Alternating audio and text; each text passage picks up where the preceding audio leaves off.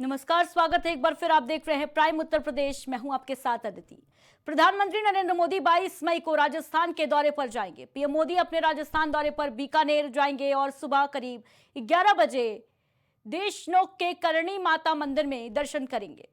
PM Modi सुबह करीब 11:30 बजे के लगभग अमृत भारत स्टेशन योजना के तहत पुनर्विकसित किए गए देशनोक स्टेशन समेत कुल 103 पुनर्विकसित रेलवे स्टेशनों का उद्घाटन करेंगे।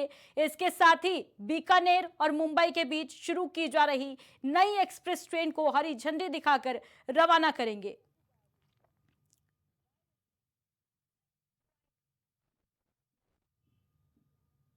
और अब बात करेंगे आजमगढ़ की, जहां निषाद राज की प्रतिमा न लगवाने के चलते प्रदेश सरकार के मत्स्य मंत्री डॉक्टर संजय निषाद को भारी विरोध का सामना करना पड़ा।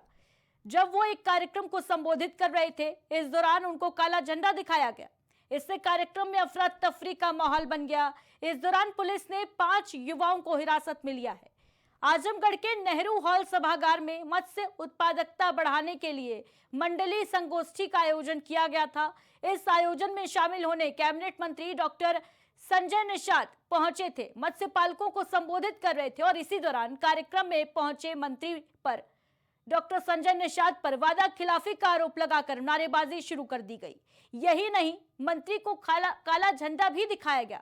इस दौरान पुलिस ने किसी तरीके से कार्यक्रम से उन युवाओं को बाहर निकाला जो विरोध कर रहे थे और साथ ही 5 युवाओं को हिरासत में लेकर थाना कोतवाली ले गए।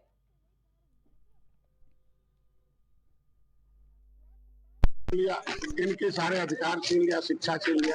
ये विकास की धारा से कोसों दूर हो गए। ऐसे लोगों के लिए ये अशिक्षा के शिकार हैं। इनके पास शिक्षा नहीं है, इनके पास सब कुछ नहीं है, तो इनको शिक्षा मिल जाए। मछुआ कल्याण कोष की स्थापना पूरे देश में पहली बार उत्तर प्रदेश में हुआ। इन मछुआरों के बच्चों को शिक्षा के लिए हाई स्कूल में है तो 10,000, बीए में है तो 20,000, इंटर में है तो 30,000, उससे 50,000, जिसका आय 2 लाख होगा। अभी आय का स्रोत जो है मोदी योगी जी ने 3 लाख कर दिया है। इनके ऐसे लोगों को देकर उनको शिक्षा में पढ़ाया जाए, आगे बढ़ाया जाए। इनके बच्चियों की शादी के लिए जिनका 2 लाख आय होगा 51,000, अभी वो 3 लाख आय हो गया और 51,000 से 1 लाख कर दिया माननीय मंत्री जी ने। इनके लिए और सशक्त करने के लिए इनका कोई बाद खेती बाड़ी नहीं है, पढ़ाई शिक्षा में बहुत कुछ है। इनका आयुष्मान भारत कार्ड नहीं दिया है। लेकिन हम लोग प्रयास लगातार करें, निषाद समाज की प्रतिमा नहीं लग पाई। अभी 2 वर्ष पहले देखिए मेरे भाई राकेश निषाद प्रतिमा दिखाए थे। इसी हाल में उन्होंने देखिए इसी हाल में उन्होंने कहा था, माननीय मंत्री जी ने कहा था कि मैं वादा करता हूं, यहां अधिकारियों को आदेश दे के जाता हूं।